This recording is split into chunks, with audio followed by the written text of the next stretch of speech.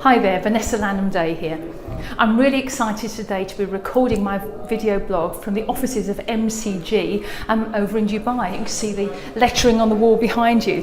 MCG stands for Justin Maguire, my nephew. He and I are incredibly close and I'm really proud of him.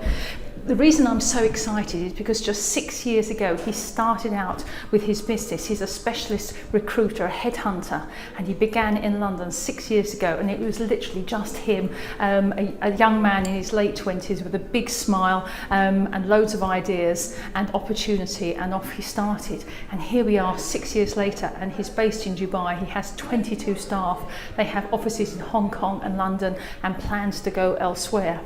And I think that's an incredible journey for him to have made. It's a serious 7-figure business now. They're just putting a group structure in place, talk of a proper international FD and so forth. And I'm intrigued as to how he's taken that journey, where so many business owners I work with end up X years later and they're still only just marginally bigger than when they started. So what is it that he's done that's allowed him to achieve this particular journey? Well, I think there are three important things in that journey. Number one, he is blindingly good at what he does. He's a natural people person. He listens. He gets what his clients want, and he listens to them. He's great with his candidates, and he gets the nuance and he gets to match people together. So he was always very successful, and so he went on a really sharp upward curve right from the start. So that's number one. Number two, very early on he decided to niche, and his niche is in media and in Dubai.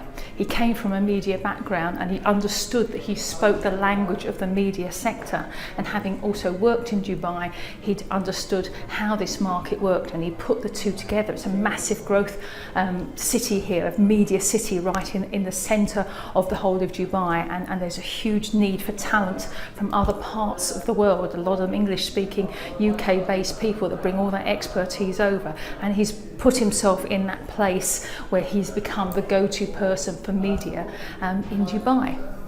But number three, and I think this is the big one, because most other businesses are probably capable, they're certainly capable of being really good at what they do, and many of them niche, but this is the one that most businesses miss, and it's the fact that he has scaled, and he's scaled because he's understood the need to replicate himself. He can't do it all. He's now got 22 staff who are out there recruiting for him, and he's got systems and strategies and the ways in which they work, a culture that they work, and that's what he's sharing with all his other colleagues, and that's what's making them grow, because for as long as he decided he was the best person to do it, the only one that could do it well, he was absolutely putting a cap on where he could go with his business. He's let that go, and I think that's the really big lesson.